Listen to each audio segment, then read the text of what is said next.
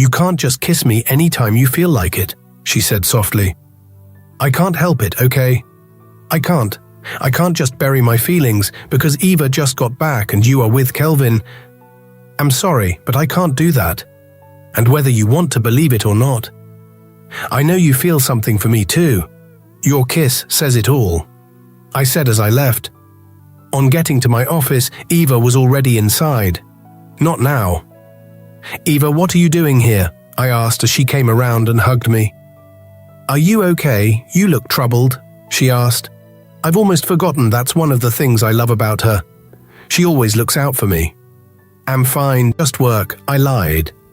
"So what brought you by?" I asked as I sat behind my desk. It was already past 4, and I totally forgot that I promised to introduce her to my friends today. "Don't tell me you have forgotten you promised to introduce me to Tony and Co," she said. "Damn, my bad. I'm sorry, I totally forgot, but you are early.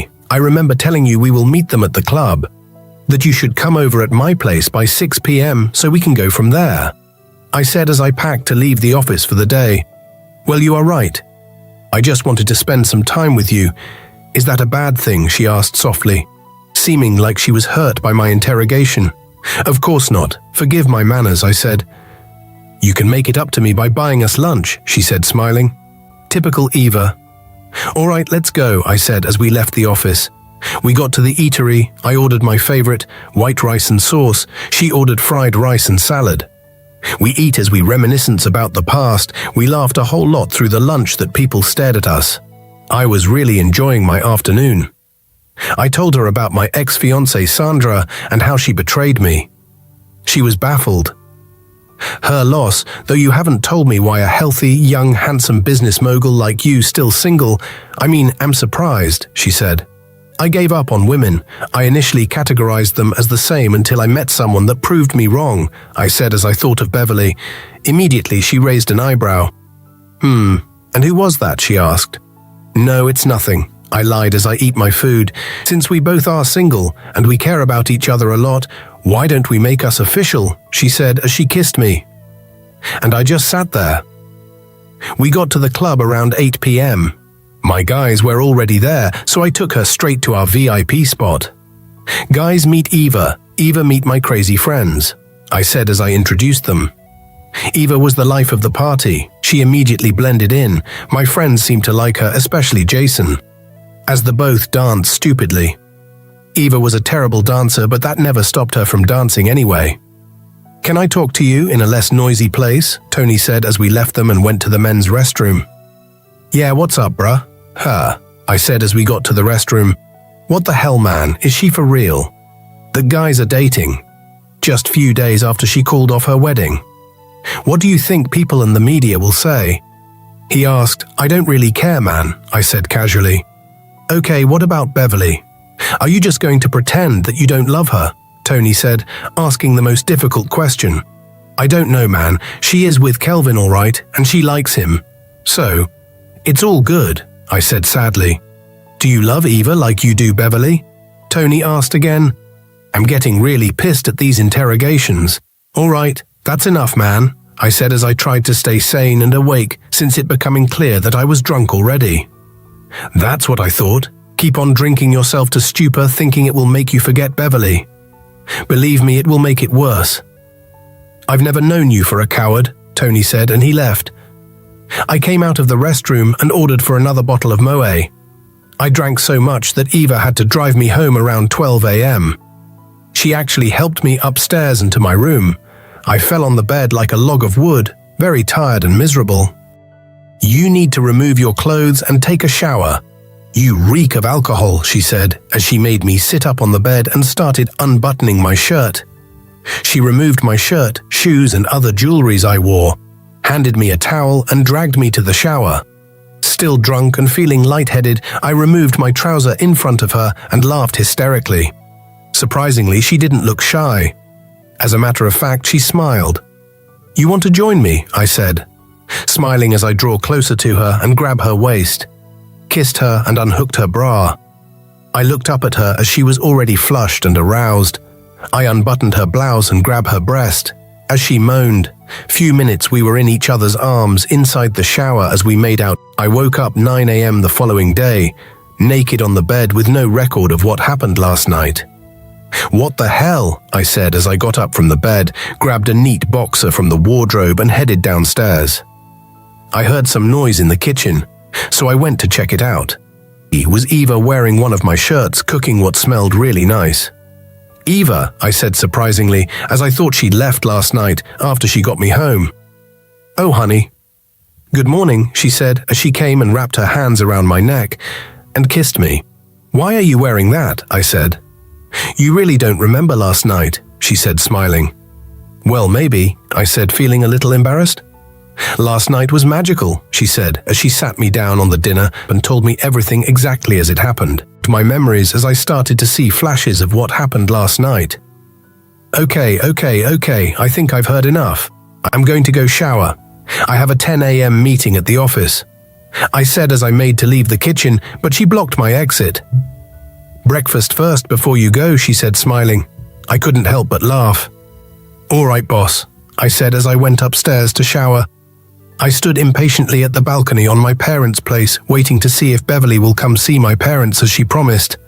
I mean, my mum and Isabel had put in a lot of work to prepare some wonderful dish for the dinner, especially for Beverly and, of course, for Eva, who will also be visiting. I just have a bad feeling about this dinner. So I invited Tony too. He was the first that drove in with his fiancée. Eva came in a minute later, as she made it abundantly clear to my whole family and friends that we were officially together, as she kissed me in front of them all when I went to welcome her. Tony came up to where I was standing on the balcony. He knew something was eating me up, so he came to see if I was okay. "Are you tensed that Eva might find out that you're in love with your PA? Or is it because you had a fling with Eva and now you feel like you cheated on Beverly, even though you guys aren't a thing, and you are afraid she might find out tonight? Am I right?" Tony said as he stared at me. How the hell did he know all this? "How did you know?" I asked as I turned to face him. I was scared that if Beverly found out, whatever she might feel for me will just vanish, and I would lose her forever. "You didn't cheat on Beverly as you guys aren't dating, so relax your mind," Tony said as he tapped me on the shoulder. We were still talking when a black-tinted glass Land Cruiser drove inside the compound.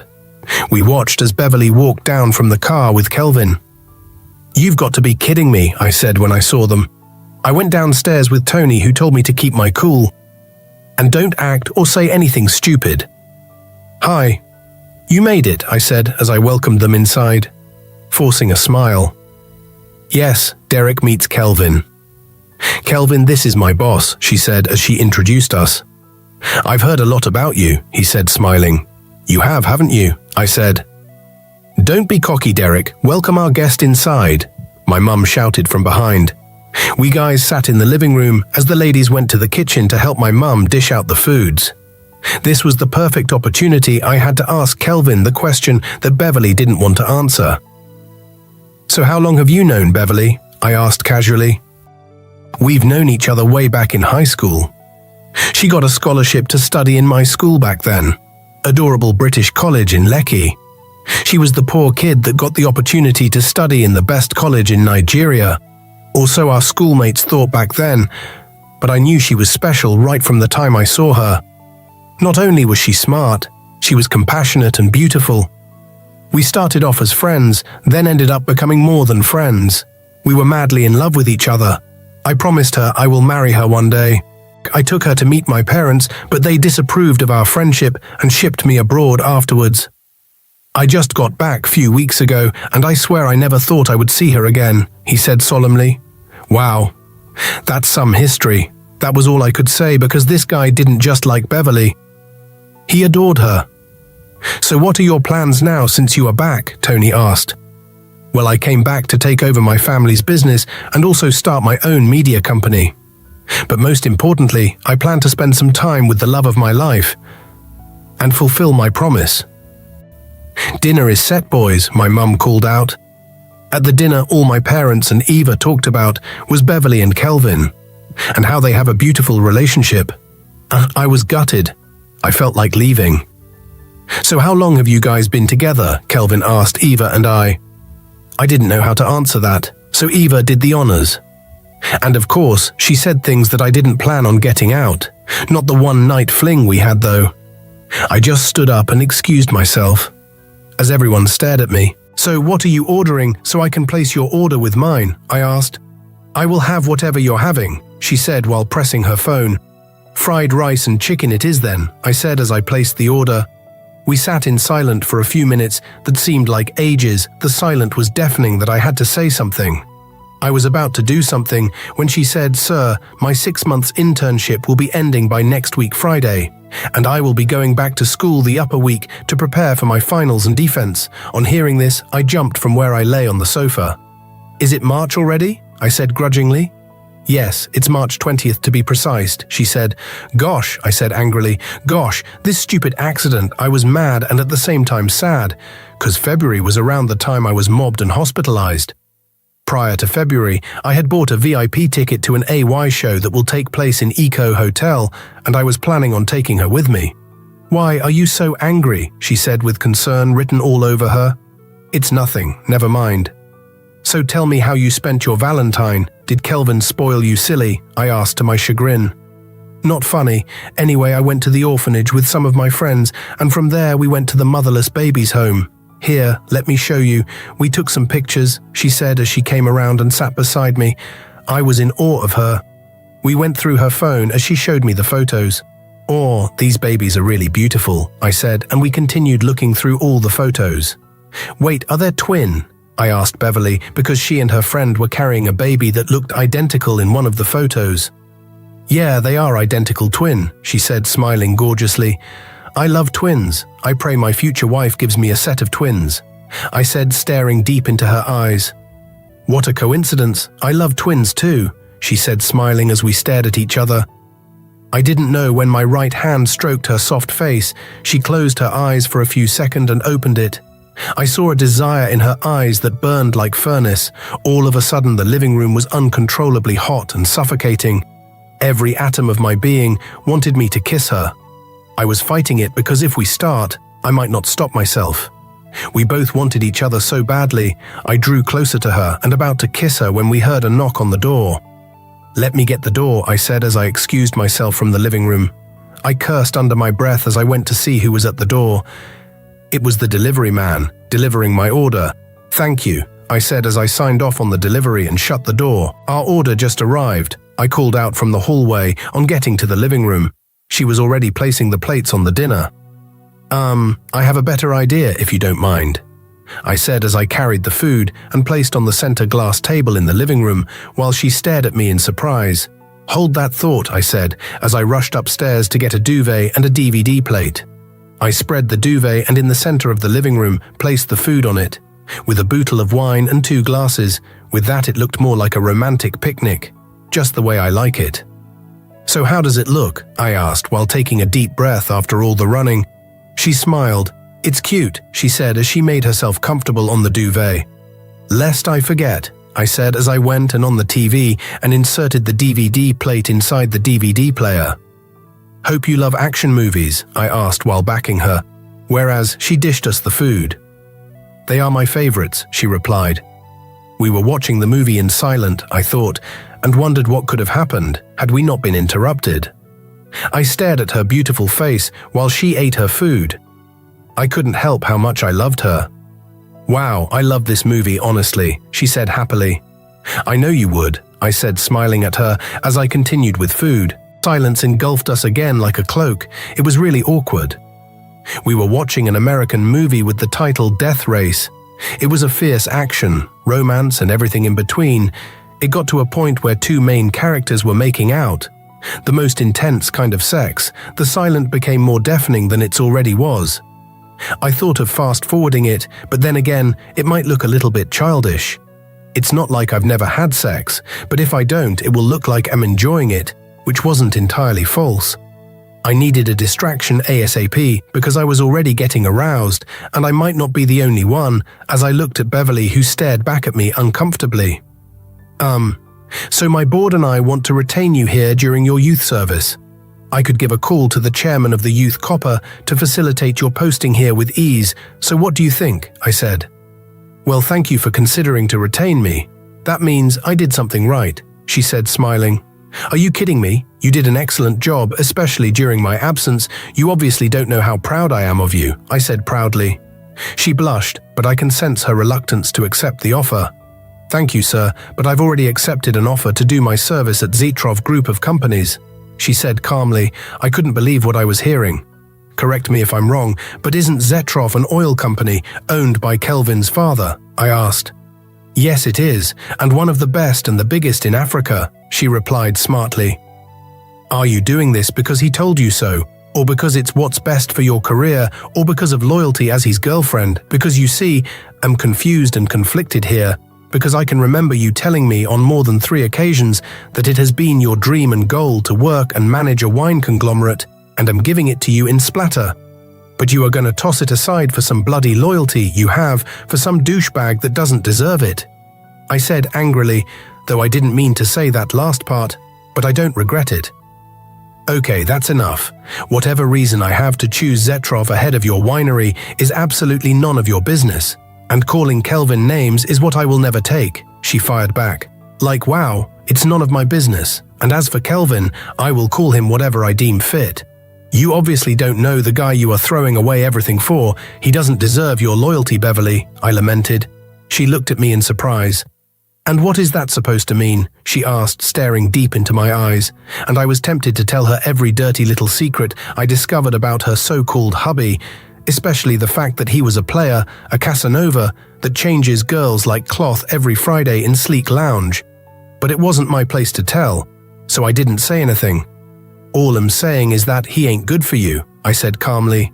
Says the guy that is willing to cheat on his girlfriend with his PA, and you think you are good for me? With all due respect, sir, you are no better than Kelvin, she fired back. Yes, I loved Eva more than life itself, but I couldn't man up to tell her how I felt for her until it was too late. Then I met you. We met in one of the most unceremonious moments of my life. You swept me off my feet the moment you walked into my office for your interview.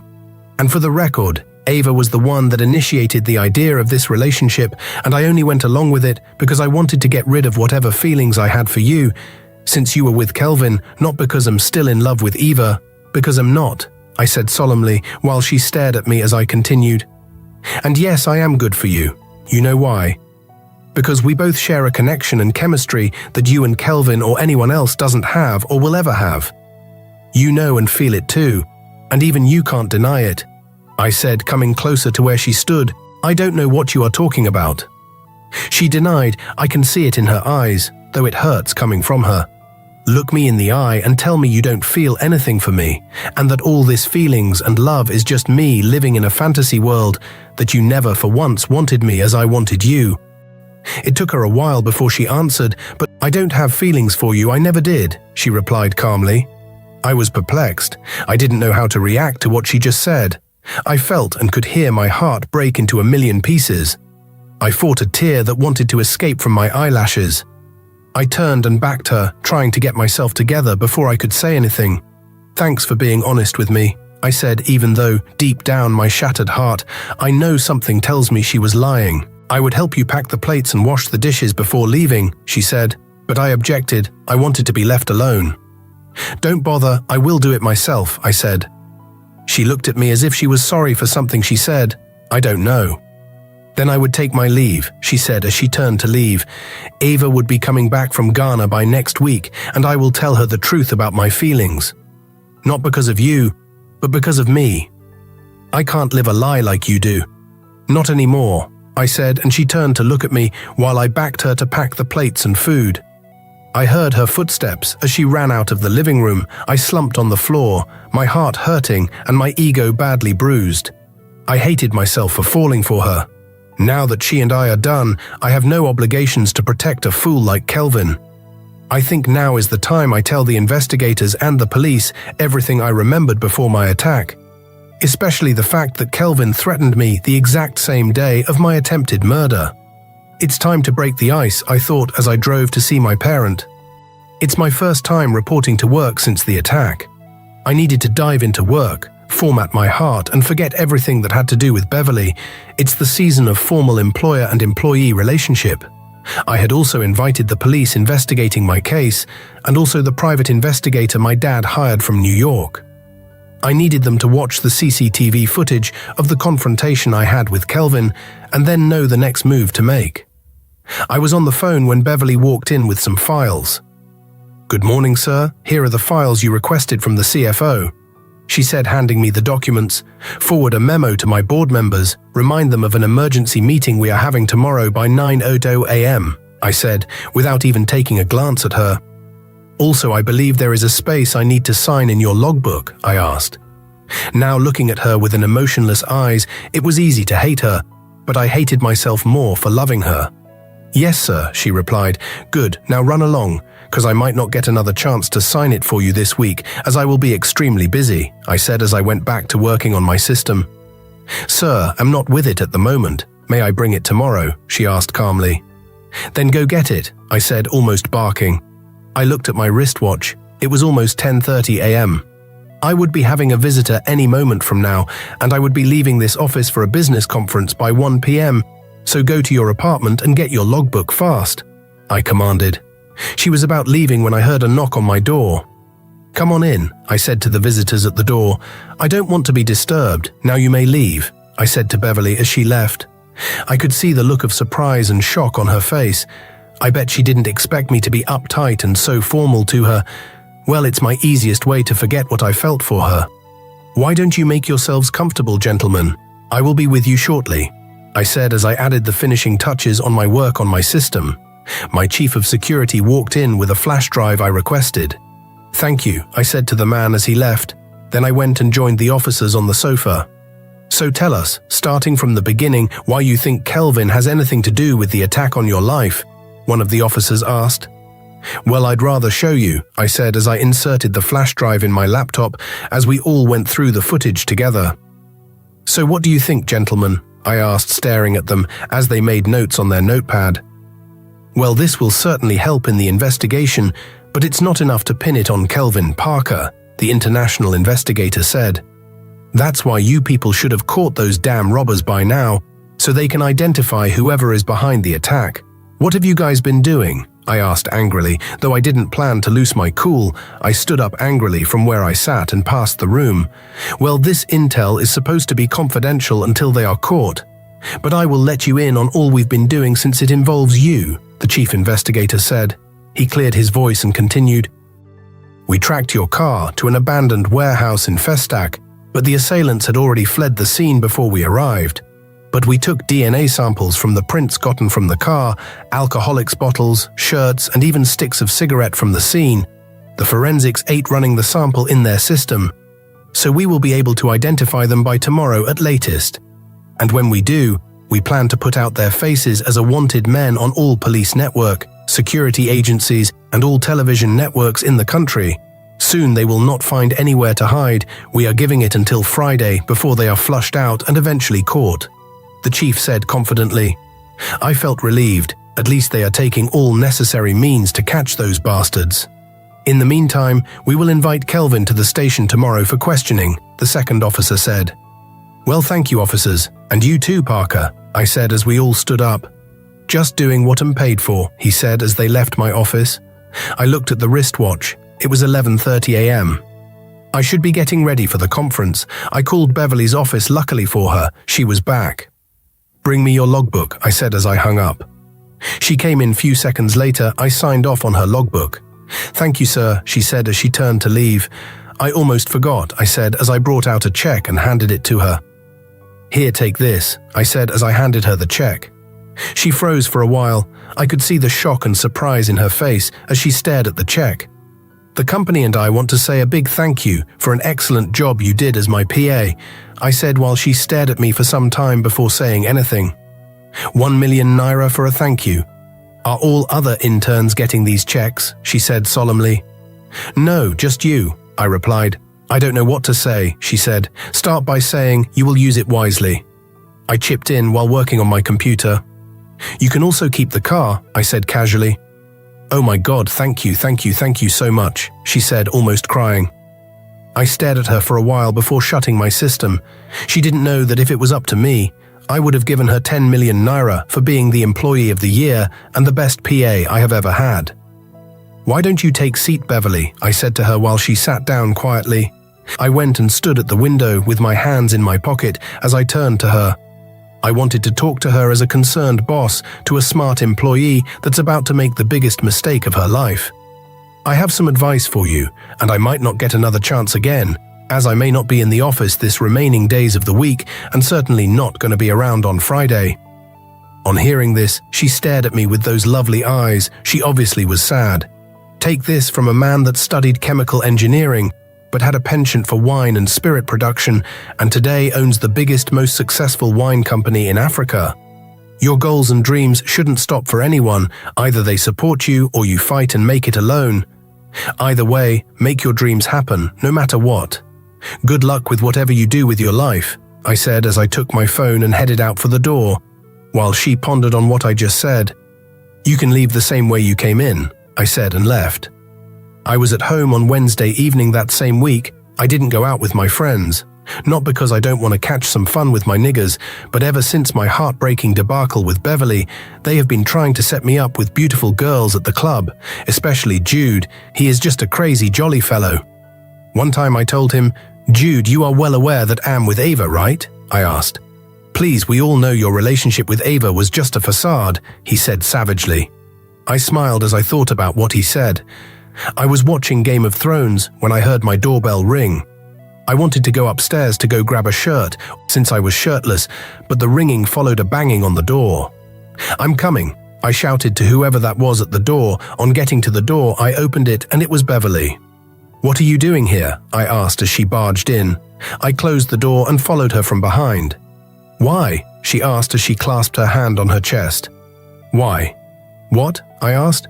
"Why is the police investigating Kelvin? Why did you tell the police that he was behind the attack on your life? Kelvin that I know will never hurt a fly. Oh wait, does this have to do with the fact that I choose Kelvin and Zitrov over you and your company? So you thought since you couldn't get me, you now want to taint and destroy his reputation? Wow, I'm disappointed in you. I thought you were an honorable man, Derek, but I guess I was wrong." She blew hot. "Are you done?" I fired back as she stared at me in shock. The drama is just getting started. Stay tuned for what happened in the next episode. If you enjoy this story, kindly support us by giving us a like and comment, share with your friends, and subscribe to our YouTube channel for more videos like this.